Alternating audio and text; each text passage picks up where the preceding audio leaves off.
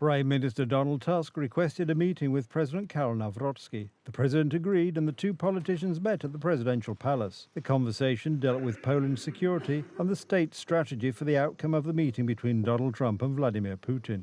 The Prime Minister was received in the Lech Kaczynski room, where a portrait of the tragically killed president hangs. The conversation lasted for an hour. It concerned national security and the geopolitical situation, which is very dynamic because of the meeting between Donald Trump and Vladimir Putin.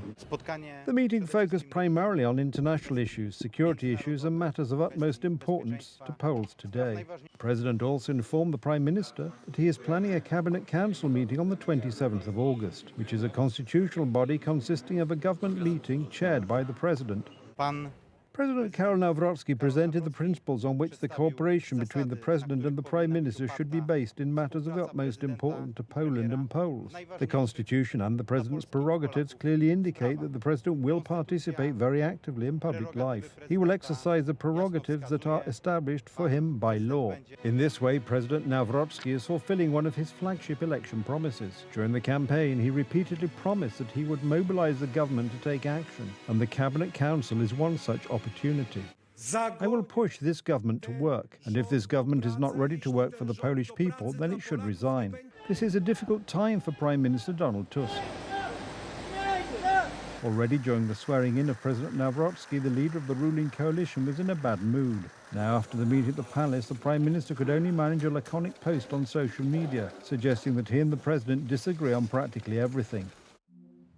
There was one thing on which the President and I agreed 100%, that we have loving families and fantastic children. Government spokesman Adam Szłapka was a little more willing to talk. His rhetoric indicates one thing: the ruling team has learned nothing and is betting on open conflict with the head of state.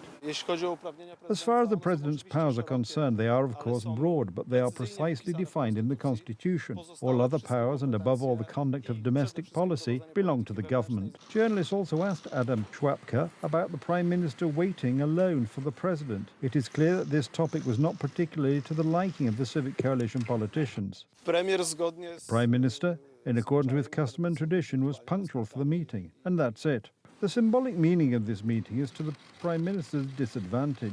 It was Donald Tusk who had to ask for the meeting. It was Donald Tusk who had to wait for the President. And finally, it was Tusk and Nawrocki who spoke with Donald Trump, not Donald Tusk. All of this must be painful. You can see a shift in the balance of power on the Polish political scene. A tough competitor has arrived with whom Tusk must reckon. And this is something completely new for him. Tusk is weak today, and you can see that he is a politician on the decline. A strong, capable politician has entered the scene. Donald Tusk's scenario predicted that Rafał Trzaskowski would become president. Then we would be dealing with a repeat of the situation in which Bronisław Komorowski was the occupant of the presidential palace, and the bills put forward by the government were signed one after another. However, this did not happen. Tusk and Nawrocki is the occupant of the presidential palace, and Donald Tusk can at best ask for an invitation.